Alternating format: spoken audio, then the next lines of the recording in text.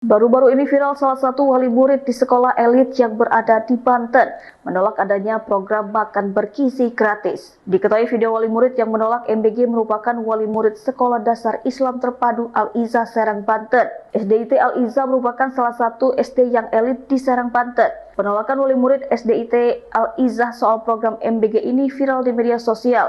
Dalam video yang beredar, wali murid menyampaikan keberatan adanya program MBG di sekolah anaknya. Hal tersebut ia sampaikan saat mengikuti audiensi bersama Wali Kota Serang Budi Rustandi. Wali murid mengaku program MBG di SDIT Al-Izzah berjalan tanpa persetujuan pihak yayasan. Surat angket persetujuan baru diterima setelah menu MBG dibagikan ke para siswa. Wali murid itu kemudian menyinggung taraf ekonomi orang tua siswa di SDIT Al-Izzah Serang yang sudah menengah ke atas. Ia menyebut para orang tua memiliki sopir pribadi yang bertugas mengantarkan anaknya ke sekolah. Ia juga menyinggung rata-rata wali murid berkumpul menggunakan mobil Pajero Fortuner seharga 700 juta dan menggaji sopir 3 juta sebulan. Wali murid ini juga menyinggung soal MBG untuk golongan orang tak mampu saja. Semula ia bercerita saat mendapatkan curhatan dari sang anak terkait MBG yang seharusnya hanya untuk golongan yang tak mampu. Wali murid itu kemudian memilih merogoh kocek sendiri untuk jasa catering daripada anaknya harus makan MBG.